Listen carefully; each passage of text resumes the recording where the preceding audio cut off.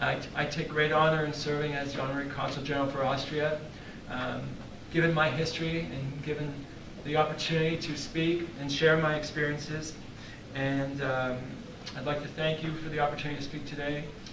As Marlene mentioned, I'm a second-generation survivor, so being in Vienna, which was the birthplace of my father and the home of my grandparents and family before the war, fortunately, some were able to escape just after the Anschluss, when Hitler came into Vienna, and it took my father and grandparents 8 years to come from Vienna ultimately to Canada, which was their end goal, but it took 8 years' time. So freedom is something that we don't take for granted in our family, and it's something that we fight for, and all of us should value Canada as a free country, but we cannot be complacent because situations like England and Europe, things change very quickly. So we always must remain vigilant, educate, learn, and combat all forms of racism and hate that exist. And it's the role of the second generation. Soon we'll shortly hear from a survivor, but it falls upon the second generation to continue to share their stories, because the powerful testimonial, firsthand is of course the best, but secondhand testimonial, or second generation as they call it, is important to continue those lessons. And the trip, Marlene, was really a great opportunity to reconnect.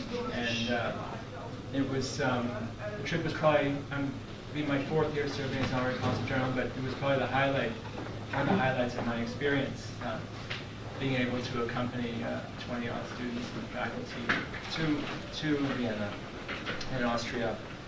And I was really amazed, initially struck by the motivations of a lot of students and why they chose to come. Everybody had a different reason for being there.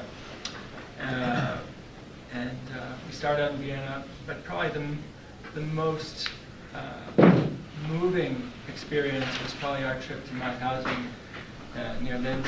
And it was a brilliantly sunny day, warm day.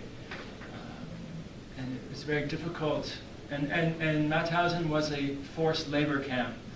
It was built because of its strategic location next to a quarry. And originally it wasn't the Jews who were brought there. I mean, there were Jews, but homosexuals, anybody who didn't fit within the Nazis' ideology of pure perfection.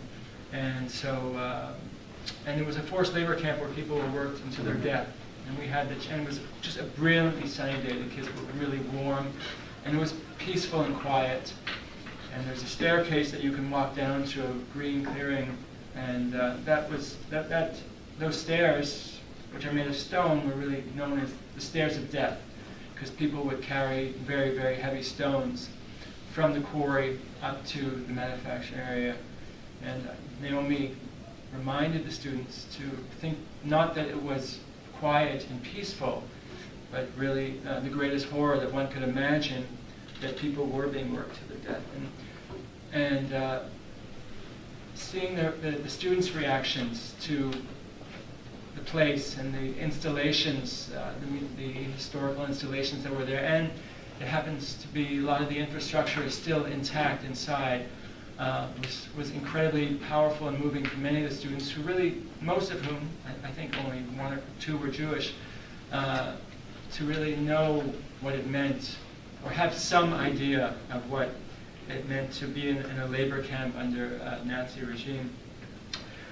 So I was just really moved, and it just impressed upon me how important the educational component is of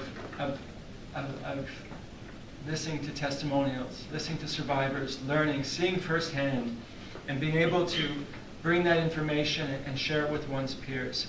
It is really, education is really the only way that we have a chance to inform and to fight what appears to be an uphill battle. But we cannot give up, and we need to continue. And all of you here and participating this week in this amazing conference is a testimony to hopefully educate, so that we are equipped to fight every form of genocide.